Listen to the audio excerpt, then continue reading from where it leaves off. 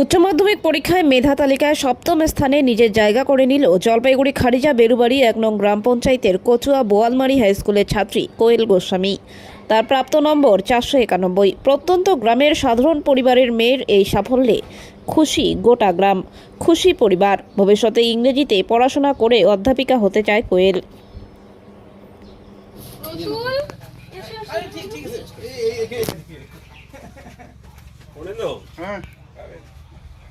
একটু আপনি কিছু খাওয়াই দেন। ওকে, মিষ্টি আনছেন কি?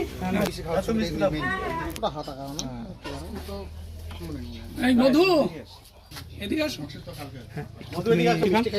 সবাই একটু একটা পিছে আসো, সবাই পিছে আসো, সবাই তিজাজ এদিকে আসো, তিজাজ না ওই কোলগেটে দিছে তো সরান দেবেন থেকে না কি আছে কেমন একটা উড়ে অ্যাড দিতে লাভ আছে। আবার মিষ্টি কোলগেটে অ্যাড ঠিক আবার মুখে দাও, দাদা মুখে মিষ্টি দাও। তুমি আসো।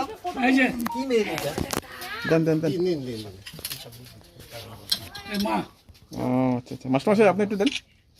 রাজা মদন ক্যামেরাগুলো ছবি কোনো দাও। হ্যাঁ দাঁড়াও স্যার মিষ্টি আবার নেন আবার।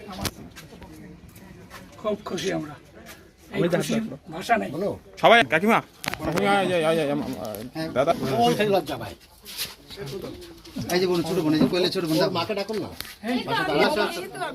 পাশে দাঁড়ান, মাসি একটু দাঁড়াও, দাঁড়ান মাসি নিচে নামো, নিচে নামো, ফ্রেমে ধরে না।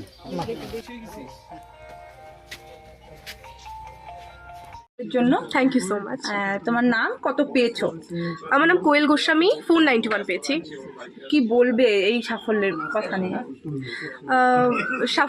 এই সাফল্য সম্পর্কে আমি সত্যি অনেক আনন্দিত, আর রেজাল্ট শুনে আপ্লুত। ছোটবেলা থেকে কতটা পরিশ্রম করতে হয়েছে করার পর আজকের এই সাফল্য? পরিশ্রম যদি বলি তাহলে আমি নিজের কথা বলবো না, বলবো আমার বাবা মায়ের কথা। আমার বাবা মা আমাকে একটা স্টেবল পজিশনে রাখার জন্য বা আমাকে সমস্ত রকম সুখ দেওয়ার জন্য নিজেরা অনেক সাফার করেছেন, নিজেরা হয়তো অনেক সুখ বিসর্জন করেছেন। তারপর আমাকে হয়তো আমার লাইফে যত প্রতিবন্ধকতা ছিল তার বেশিরভাগই আমাকে ফিল করতে দেননি, বেশিরভাগই আমি হয়তো কাটিয়ে উঠতে পেরেছি আমার বাবা মার সহযোগিতায়। আচ্ছা, কত ঘন্টা পরিশ্রম করতে, কত ঘন্টা পড়াশোনা করতে, কিভাবে ম্যানেজ করতে সময়? কখনোই সেভাবে বাধা ধরার নিয়ম ছিল না। হয়তো কিছু টু ডু লিস্ট বানিয়ে পড়তাম বা এই দিনের মধ্যে এতটা ফিনিশ করবো এটা ভাবতাম, তবে কখনো বাধা ধরার নিয়মে পড়িনি, কারণ বিশ্বাস করতাম যে শুধু পড়ার জন্য না পড়ি, একটু জানার জন্য পড়লে বোধহয় ভালো কিছু করা যেতে পারে। কী কী সাবজেক্ট ছিল তোমার? আমার বাংলা ইংরেজির পাশাপাশি রাষ্ট্রবিজ্ঞান, অর্থনীতি, ইতিহাস, ভূগোল ছিল। কোন স্কুল থেকে পড়েছো? কচুয়া বোয়ালমারি উচ্চ বিদ্যালয় থেকে পড়েছি। আর যেটা আজকে তুমি এই জায়গায় রয়েছো, ভবিষ্যতে যারা মাধ্যমিক উচ্চ মাধ্যমিক দিবে তাদের বিষয়ে কি বলতে চাও?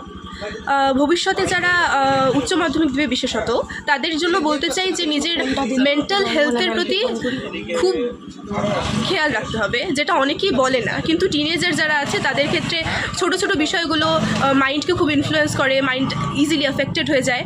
তাই সেক্ষেত্রে মানসিকভাবে যদি একটা পার্সন সুস্থ থাকে তাহলেই তার স্টাডি ভালোভাবে হবে। তাই বলবো মেন্টাল হেলথের খুব খেয়াল রাখতে। আচ্ছা, আগামী দিনে কি নিয়ে পড়তে চাও?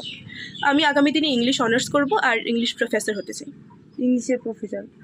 আচ্ছা, যেটা সবথেকে গুরুত্বপূর্ণ প্রশ্ন, যে বর্তমানে যুদ্ধ পরিস্থিতি, ভারত পাকিস্তানের যুদ্ধ পরিস্থিতি নিয়ে তোমার কি মতামত ব্যক্তিগতভাবে?